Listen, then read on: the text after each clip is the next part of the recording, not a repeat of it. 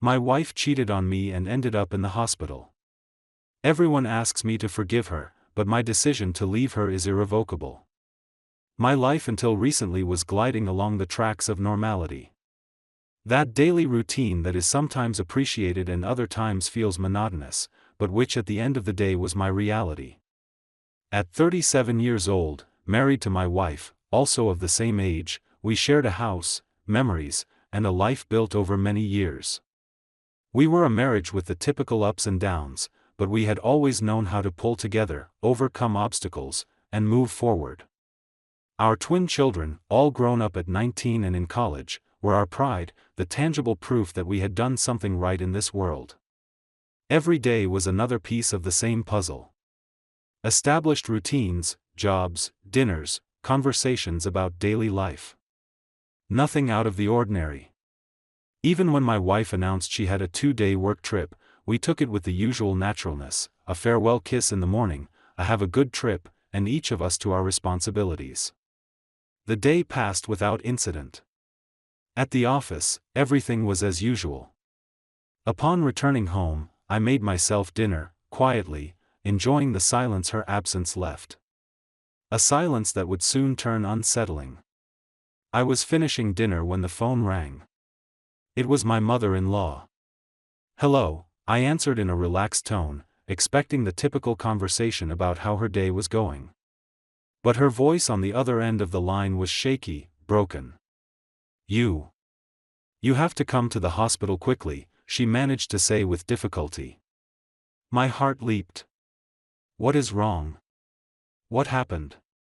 The tranquility of a few moments ago dissipated at once, replaced by a cold anguish. It is your wife. She is in the hospital. Something very bad has happened. Her voice broke, and I felt a chill run down my spine. Confusion overwhelmed me. The hospital. My wife was supposed to be on a trip out of town. Why was she here, and what had happened to her? 1,000 questions crowded my mind as I rose from the chair with a churning stomach and a growing sense of panic. I left the house in a hurry with the call still active on the car's speakerphone. My mother-in-law's voice was babbling disconnected phrases, unable to give me a clear explanation. The uncertainty was a lump in my throat, a car accident, a sudden illness. The worry grew with every second as I drove as fast as I could towards the hospital, imagining terrible scenarios, praying that it was nothing serious. When I arrived, I found her in the waiting room, visibly upset. I greeted her with a quick kiss and the question that was burning on my lips. What happened? Please tell me what happened to her. Her response was even more disconcerting. She avoided my gaze, stammered without giving me a direct answer. Her evasive behavior, her nervousness only increased my anxiety. Something was not right. I do not know. I really do not know for sure. I only know she is inside the doctor's. Her words were lost in a sea of tears and incomplete sentences. Impatience was eating me up inside. I needed answers. Clarity. I left my mother-in-law trying to calm herself and approached the information desk. I asked about my wife. They told me to speak with the doctor in charge. The doctor received me in a small office with a serious and pained face. He explained that my wife had suffered an assault, an attack with a sharp object.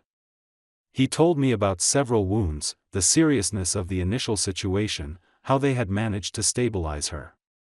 The words hit me like sledgehammers: assault, sharp object. I did not understand anything. Who? Why? But the most shocking part came later. The doctor, in a more confidential tone, asked for a moment alone with me in a more private place. There, with the door closed, he revealed something that left me frozen, that transformed the confusion into an even greater bewilderment and a deep unease. He told me about other signs, delicate details, signs that suggested something more, something dark, something that went beyond a simple street assault. He mentioned abuse in her private area. The world stopped for a moment. Abuse. What did all this mean? Who could have done something like that to her? Why? The image of my wife, vulnerable and injured, tore me apart inside. And the shadow of that other revelation filled me with a dark and unknown anguish. I asked the doctor about her condition, about whether she would recover. He assured me that she would, that the bleeding was controlled, that the most serious complications had been overcome. At least within the nightmare, there was a thread of hope. I left the office with my heart in my throat, with a mixture of anger, worry, and an immense emptiness. I needed time to process everything, to understand what was happening. But one thing was clear. The quiet and routine life I knew had just been shattered into 1,000 pieces. The next day, the office was the last thing on my mind. I requested a few days off from work. I needed to be at the hospital next to my wife.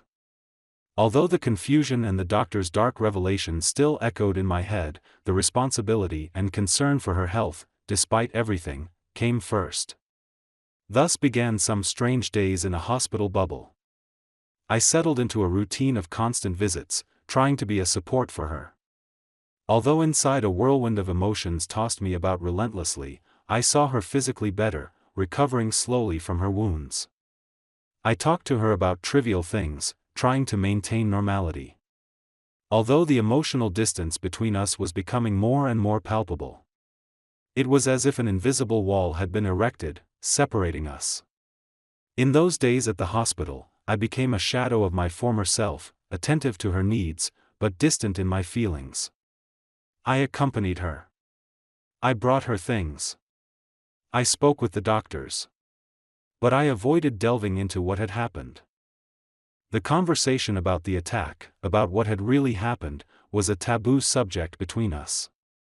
She did not mention it either, perhaps sensing my discomfort, or perhaps she herself was avoiding reliving the trauma. One morning, while waiting in the hospital waiting room, I noticed an unusual presence. 2 men dressed in suits approached the information desk and asked for my wife. Instinctively, I knew they were police officers. A pang of unease ran through my body. Police? Why would the police want to talk to her? What was really happening? I approached them with my heart pounding. "Can I help you?" I asked with a thin voice. They identified themselves as police officers and explained that they needed to talk to my wife about the incident. "It was not a simple accident, sir," one of them said in a grave tone. "There are indications that it was a provoked incident." The word incident resonated in my head, loaded with a dark and threatening meaning. "Provoked incident," I repeated, feeling a coldness in my stomach. "What do you mean by that?" "We prefer to speak directly with your wife, sir. It is a delicate matter." His evasive answer only increased my confusion and my anguish. I waited impatiently for my wife to wake up from her morning drowsiness. When she finally opened her eyes, the police officers entered the room. I stayed outside in the hallway on edge, biting my nails, trying to guess what they were asking her, what they were revealing to her. The possibilities, all grim, danced in my mind like ghosts. What kind of provoked incident had she suffered? Who would want to harm her? And the shadow of the intimate abuse still loomed over everything, adding a layer of mystery and fear to the situation. The minutes passed, which felt like an eternity. From the hallway, I watched the closed door, trying to read in the police officers' body language some clue, some sign, but their faces remained impenetrable. Finally, the door opened. The police officers came out of the room and asked for a moment with me. They invited me to accompany them to a more discreet place, a small empty meeting room at the end of the hallway. There, with the seriousness that anticipated the worst, they revealed the truth to me. A truth that hit me with the force of a hurricane, that destroyed what little stability I had left and that changed my life forever. "Sir," one of the agents began, looking me directly in the eyes, "what happened to your wife was not a random assault. It was an attack in a very different context." He paused as if searching for the right words, or perhaps simply preparing me for the impact of what he was about to tell me. "Your wife was with another man in a motel." The words hit me like a dry blow to the chest, leaving me breathless. In a motel with another man, my mind went blank. unable to process the information. I felt as if the floor opened up under my feet, letting me fall into a dark abyss. It was there that she was attacked by that man, the policeman continued. He stabbed her repeatedly. That is the reason she is in the hospital. The room began to spin. My breathing became short. With another man, my wife cheating on me, and it had all ended in violence, in blood, in the hospital. The betrayal and the brutality were intertwined in a grotesque and painful image. The police explained the details they had been able to gather so far. The motel, the encounter, the assault, the man's escape. Everything fit. Everything was terribly real. We understand that this is a very difficult situation, sir, the other agent said with a tone of false compassion. We recommend that you be strong. Strong? How was I supposed to be strong in the face of such a revelation? My world had collapsed in an instant. The woman I loved, my life partner, the mother of my children, had cheated on me, had betrayed me in the worst possible way, and it had all ended in a bloodbath. The police said goodbye, leaving me alone in the meeting room with the naked and brutal truth hitting me in the face. I left the hospital like an automaton, aimlessly with my heart in pieces and my mind flooded with unanswered questions. I needed air. I needed space. I needed time to absorb the blow. I simply needed to disappear. I left the hospital and walked aimlessly. My feet took me to a nearby park, a green space with lonely benches under the shade of the trees. I collapsed onto one of them, my gaze lost in the distance, trying to process the bomb that had just exploded in my life. Infidelity, assault, motel. The words echoed in my head, forming a bitter cocktail of betrayal and violence. The truth was a dagger stuck in my soul. The woman I thought I knew, the woman with whom I had shared so many years, had cheated on me, had humiliated me in the most painful way. And worst of all this had ended in a brutal act in a hospital with her life hanging by a thread. I felt a mixture of anger, pain, confusion. An immense emptiness was opening up inside me, swallowing any trace of the life I knew. On that park bench, I felt alone, abandoned to my fate, with the weight of the world on my shoulders. Tears threatened to flow, but I held them back with force, as if allowing myself to cry would make me collapse completely. I did not want to break. Not now, not yet. I needed to process all this, even if my mind resisted accepting the cruel reality. It was then that I saw her approaching. My mother-in-law found me in the park. I suppose she followed me, worried about my reaction. She sat next to me on the bench with a pained face, trying to offer comfort. Although her words from the beginning sounded hollow and wrong. "Son, I understand you are upset, it is a shock for everyone," she began, her tone soft and maternal, which at that moment I found irritating, "but now is not the time to think about that. We have to think about your wife, about her health. That is the most important thing." I glanced at her sideways without answering. Think about my wife after what they had just revealed to me. Her comment seemed like a bad joke to me, a display of willful blindness to the magnitude of the situation. She, perhaps interpreting my silence as receptiveness, continued trying to downplay what had happened, looking for excuses where there were none. These things happen in marriages. They are slips, mistakes, but they can be overcome. The important thing is that she recovers, that she is well again. Then there will be time to talk, to solve things. Solve. Solve what? The infidelity, the betrayal, the brutal attack. Her words sounded absurd to me, as if she were trying to convince me that all this was a simple stumble, something we could sweep under the rug and go on as if nothing had happened. The anger began to boil inside me. Anger towards my wife for her deceit, anger towards her lover for the violence, and also anger towards my mother-in-law for her attempt to minimize the unforgivable. I stood up from the bench abruptly, interrupting her in the middle of her well-intentioned but completely out-of-place speech. I looked her in the eyes for the first time since she had sat next to me, and I said with a voice I barely recognized as my own, cold and distant, It is over.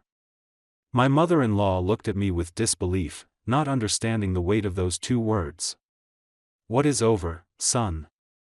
Do not talk nonsense. Think about your wife, about her condition.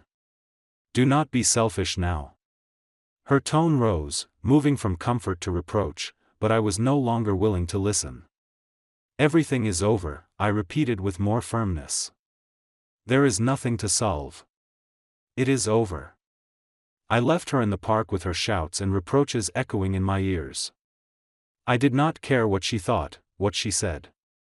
My decision was made. There was no going back.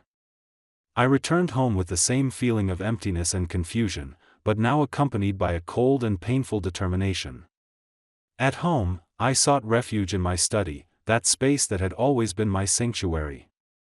But now, not even that place could offer me comfort. I opened the cabinet where I kept the liquor bottles. I had never been a regular drinker, but that night I needed to numb the pain to drown my sorrows and alcohol. I started drinking glass after glass without control, without measure. The whiskey burned in my throat, but it could not extinguish the fire that was consuming me inside. I drank until my head spun, until the pain numbed, until my consciousness clouded. At some point, I collapsed on the study sofa with the half-empty bottle in my hand, plunged into a heavy and restless sleep, escaping, if only for a few hours, from the nightmare that my life had become. The next day, I woke up with a dry mouth, a throbbing head, and a feeling of emptiness even deeper than the night before. The study smelled of alcohol and desolation. My phone on the table was blinking with notifications, missed calls, messages. Relatives of my wife, relatives of mine, all aware, all worried, all about to arrive in the city to see how we were to try to put back together what could not be fixed. The storm, far from abating, was just beginning to be unleashed. My body felt as heavy as lead, and my head was a constant hammer. I got up from the study sofa with difficulty, feeling physically and emotionally devastated. The light of the new day filtering through the window offered no comfort, only highlighting the desolation of the environment and my own. The messages and missed calls on the phone were a persistent reminder that the outside world with its opinions and concerns was about to invade my bubble of pain. I tried to pull myself together as best I could. A cold shower and a strong coffee managed to clear my mind a little, although the knot in my stomach and the tightness in my chest persisted. I dressed in clean clothes, trying to project an image of control. Although inside I felt completely broken, I knew that the arrival of my family and my wife's was imminent. And although I did not want to face the situation, I could not hide forever either. When my children arrived a few hours later, I was already waiting for them at home. I hugged them tightly, feeling their worry and affection as a small balm in the midst of the chaos. Their faces reflected the anguish that I also felt, but also a strength that comforted me. I took them to my study, the only place where I felt minimally comfortable, and I asked them to sit down. It was time to speak clearly, to share the truth, however painful it might be. Children, I began, my voice still a little rough from the alcohol and lack of sleep, I know you are worried about your mother and me, and I know that the news you have heard is complicated. My twins looked at me attentively in silence, waiting for me to continue. I took a deep breath and told them everything. I revealed the conversation with the police, the infidelity, the motel, the attack. I explained the truth without sugarcoating the most painful details, but trying to maintain a calm and serene tone.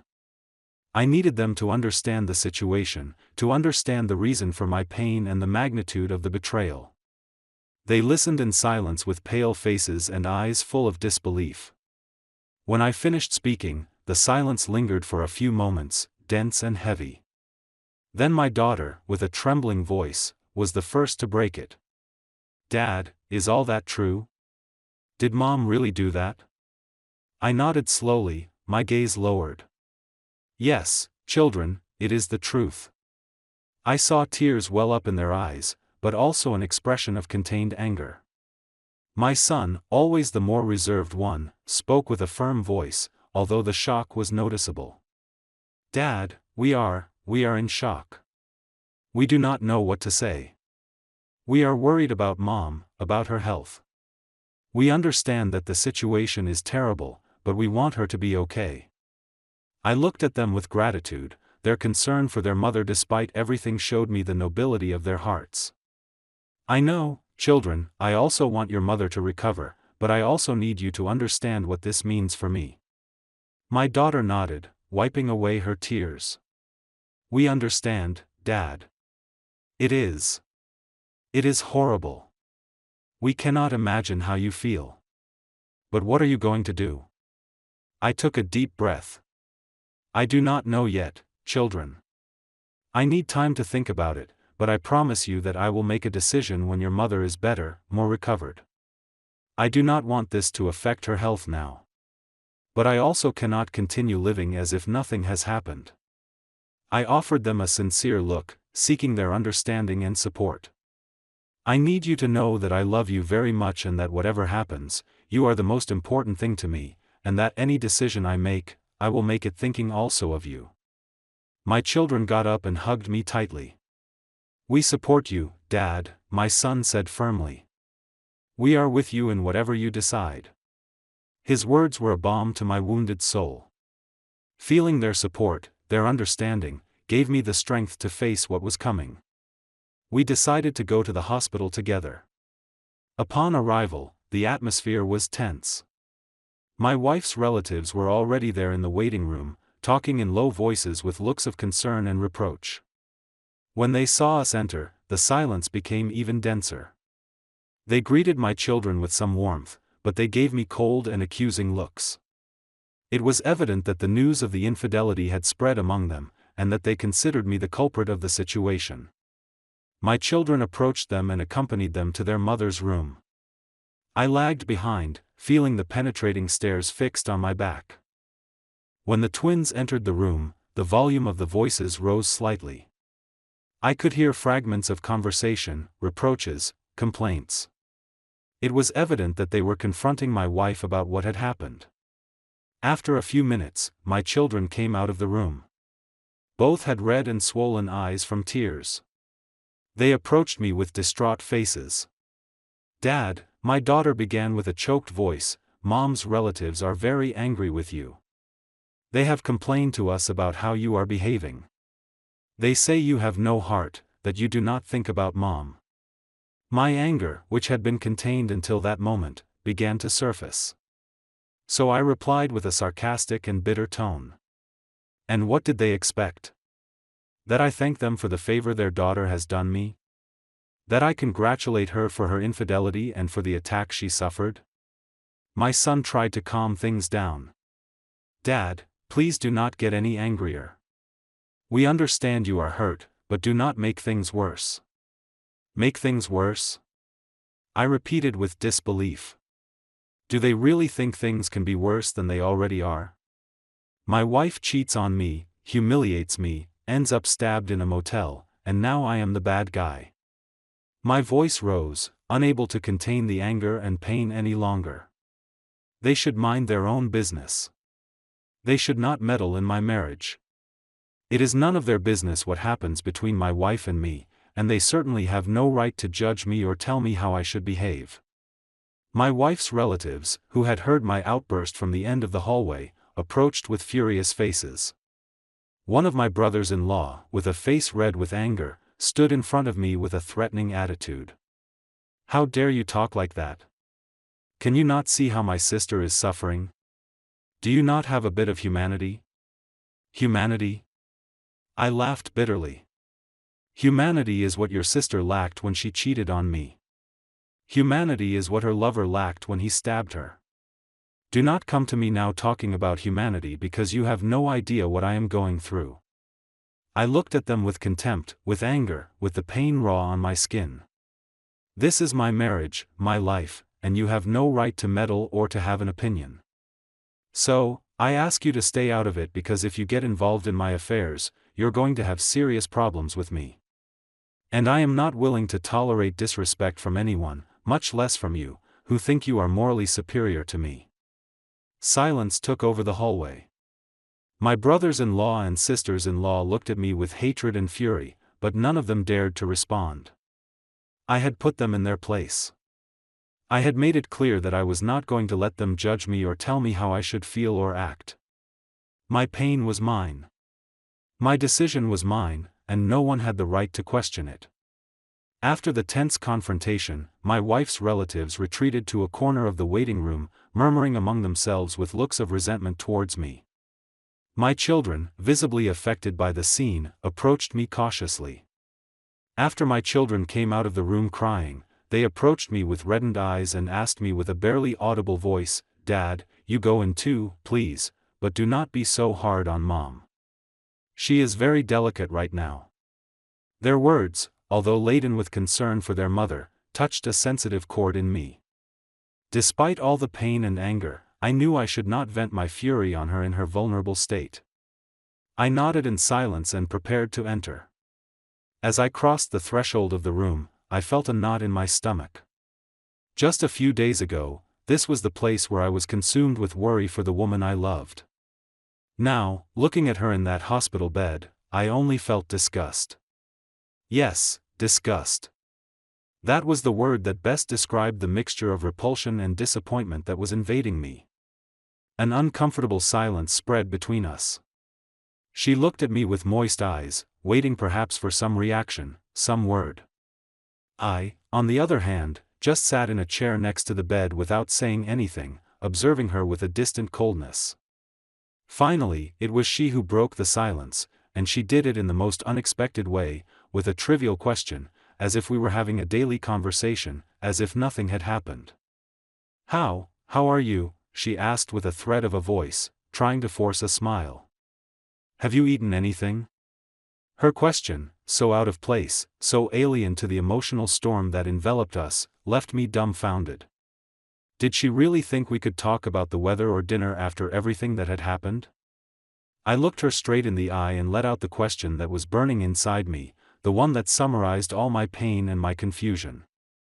Why? Upon hearing my question, her facade of normality crumbled. Her eyes filled with tears, and her lower lip began to tremble. It was not my fault," she stammered between sobs. They forced me. Please understand me.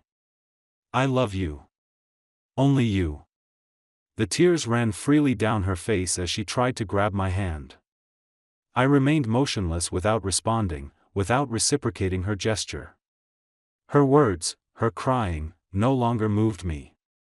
The barrier of betrayal had been raised between us, impenetrable and insurmountable. "I do not know what I am going to do," I told her finally with a tired and distant tone. "But as long as the twins are here and as long as you are recovering, I am going to act as if nothing is happening." Upon hearing my words, she seemed to be a little relieved. "Thank you. Thank you very much," she whispered, trying to take my hand again.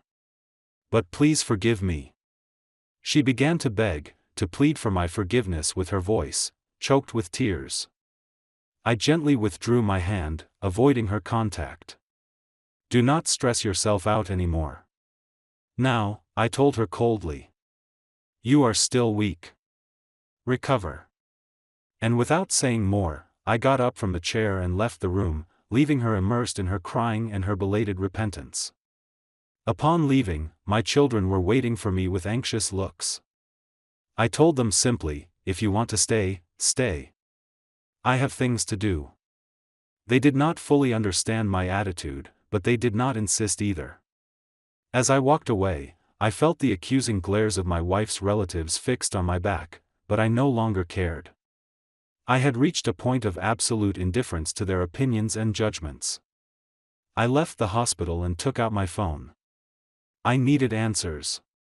I needed to fully understand the truth behind this nightmare. I called my lawyer. "Do you know any private investigator?" I asked him directly. "Yes, of course I do," my lawyer replied without hesitation. "I will put you in touch with him immediately." Shortly after, I received the investigator's call. I explained the situation. I told him everything I knew and what I needed to find out. "I need to know the whole story," I told him with determination. "I want to know what really happened. Do not worry, sir," the investigator replied in a professional voice. "I will start working on it immediately." At that moment, a small spark of hope, or perhaps just curiosity, ignited within me. I needed the truth, and I was willing to move heaven and earth to find it. The following days slipped by one after another in a kind of emotional fog. I accompanied my children to the hospital. It was the least I could do for them, but I avoided entering my wife's room at all costs. My presence was limited to the waiting room, a space filled with hostile looks from her relatives. I ignored their cutting comments and their accusing silences, absorbed in my own thoughts, in the labyrinth of pain and confusion in which I found myself. I was living on autopilot, fulfilling my work obligations, eating and sleeping by inertia, but without really feeling anything. The world around me seemed blurred, colorless, lifeless. Only the concern for my children and the need to discover the truth kept me minimally anchored to reality. The investigator called me a few days later, summoning me to a cafe downtown. The wait had seemed eternal to me, and the call awakened in me a mixture of anxiety and expectation. I needed answers. I needed to understand what had really happened, who that man was, and how my marriage had reached this point of self-destruction. I arrived at the cafe early, nervous, mentally reviewing the questions I wanted to ask the investigator.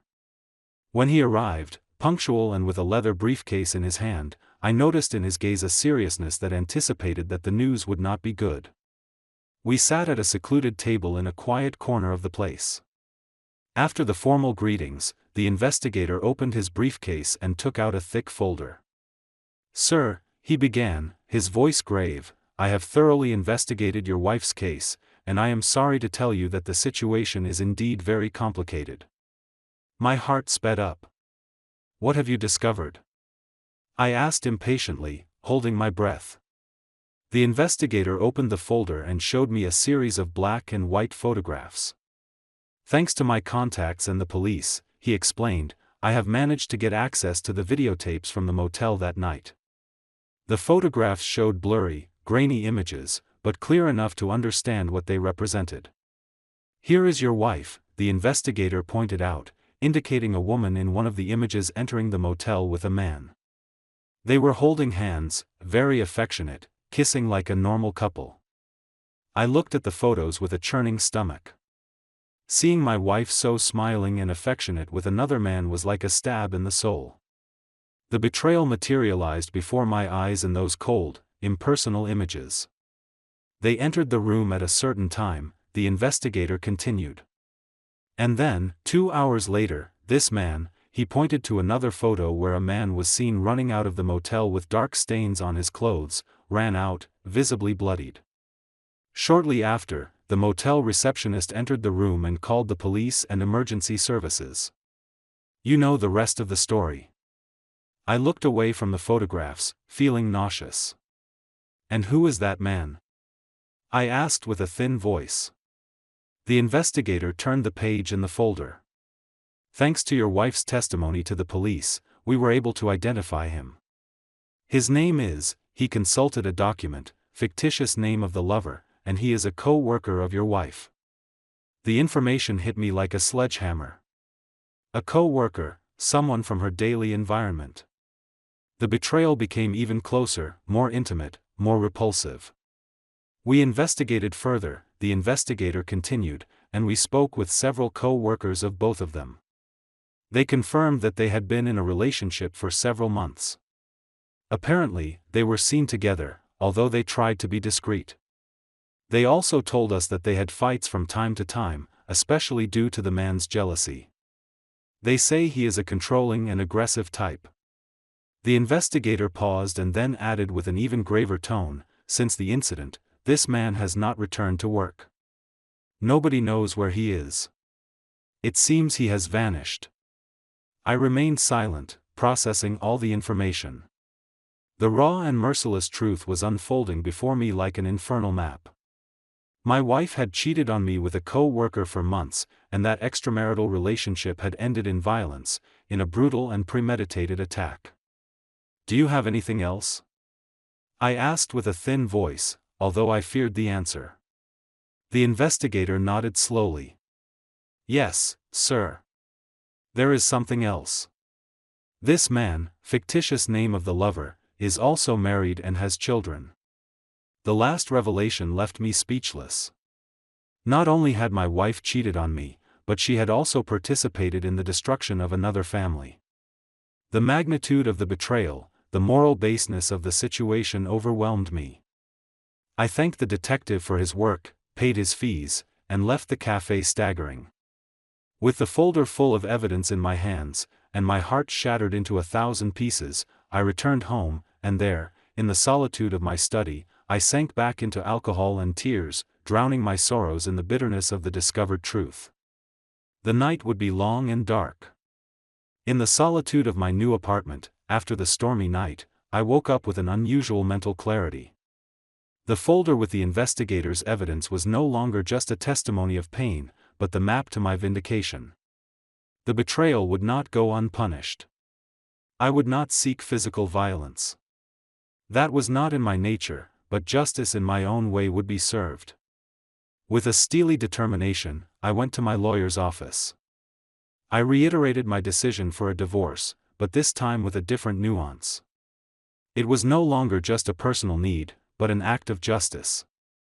I asked him to speed up the proceedings as much as possible and to prepare a relentless legal strategy. This time, there would be no concessions. The following weeks, while my ex-wife was recovering physically in the hospital, I built my silent and legal revenge. Each visit to the hospital became a calculated act, a necessary farce to not raise premature suspicions and to protect my children. I kept the conversations trivial, the mask of a worried husband, while inside I was brewing my plan. I watched my ex-wife. I listened to her pleas for forgiveness with a studied impassiveness, savoring internally the moment when the truth and justice would be revealed. Parallel to the divorce process, I contacted a labor lawyer, an expert in cases of unfair competition and damage to corporate image. With the evidence in hand, especially the photos from the motel and the testimonies of the colleagues, we prepared a lawsuit against my ex-wife's company and against her lover, demanding substantial financial compensation for the damages caused. It was not just about my personal pain, but also about the reputational damage that their clandestine relationship had generated in the professional sphere of both. On the day of my ex-wife's discharge, I picked her up with the same distant formality of the last few weeks. On the way home, I avoided any personal conversation, limiting myself to superficial comments about her physical recovery. Upon arriving, my children, unaware of the legal storm that was brewing, tried to create a peaceful family atmosphere.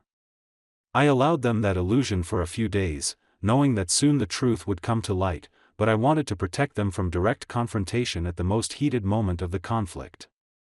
Once my children returned to college, I summoned my ex-wife for a definitive conversation in the study, now completely empty, a palpable symbol of my irreversible departure. When she entered, with hope still shining in her eyes, I took out the documents, the photos from the motel, the detective's report, the divorce papers, and a new bulky and official envelope. "What is this?" she asked with a trembling voice, pointing to the last envelope. "Justice," I replied with a gelid calm that completely disarmed her. "These are the documents of the lawsuit I have filed against you and against your partner for moral damages, economic damages, and damage to image." Her face contorted. The crying and pleas for forgiveness transformed into disbelief and rage. "You are going to sue me after everything I have suffered, after being on the verge of death?" "Precisely," I replied with a bitter smile. "After everything you have made me suffer and after putting your life at risk for a miserable affair. Your actions have consequences, and now you are going to face them." She tried to negotiate, threaten, emotionally manipulate me, but I stood firm, immovable. I made it clear to her that the divorce was inevitable and that the lawsuit would follow its course. "Do not expect a single cent from me in the divorce," I told her forcefully, "and prepare yourselves, you and your lover, to assume the economic and professional consequences of your actions." I left the study, leaving her desolate and furious, and closed the door on a dark chapter of my life. The calls and messages from her relatives continued, now loaded with insults and threats, but they no longer affected me. I had regained control of my life, and justice, although late, was beginning to take shape.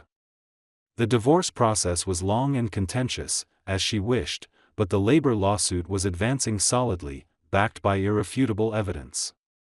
In each hearing, in each meeting with her lawyer, I maintained the same coldness and determination. I was not seeking personal revenge, but a fair reparation and an exemplary punishment for those who had betrayed and humiliated me. Finally, the judge ruled the divorce on my terms with no concessions for my ex-wife, and the sentence of the labor lawsuit was even more satisfactory. My ex-wife's company, pressured by the negative publicity and the evidence presented, agreed to a substantial financial compensation, both for me and for the company affected by the lover's actions. The lover, for his part, in addition to being criminally prosecuted for the assault, was condemned to pay a considerable sum of money for damages. I had a final conversation with my ex-wife. Already in the courts after the signing of the divorce, her face reflected bitterness and defeat. She reiterated once more her regret and her love. I looked at her with indifference, feeling a cold satisfaction at seeing her reap the consequences of her actions. True love does not betray, does not deceive, does not destroy, I told her with a firm voice. This is the result of your choices. Now live with them. I left the courts with the feeling of having closed a vicious circle. Justice, although cold and legal, had arrived. I did not feel joy or jubilation, but a deep inner peace, the satisfaction of having defended my dignity, and of having obtained a fair reparation for the damage caused. In my apartment, I started a new chapter. I resumed my hobbies, reconnected with old friends, enjoyed the company of my children, who celebrated my strength and my decision to rebuild my life. I learned through them that my ex-wife's lover was serving his sentence and was also facing the consequences of his actions in his own family. I also learned that my ex-wife had lost her job and was struggling with depression, but that part of her story no longer belonged to me. I looked to the future with hope, with the certainty that I had overcome a painful trial, and that I had emerged from it stronger and wiser. Justice, in the end, had a bitter taste, but also a strangely satisfying one. The taste of vindication, of recovered dignity, and of the beginning of a new and promising dawn.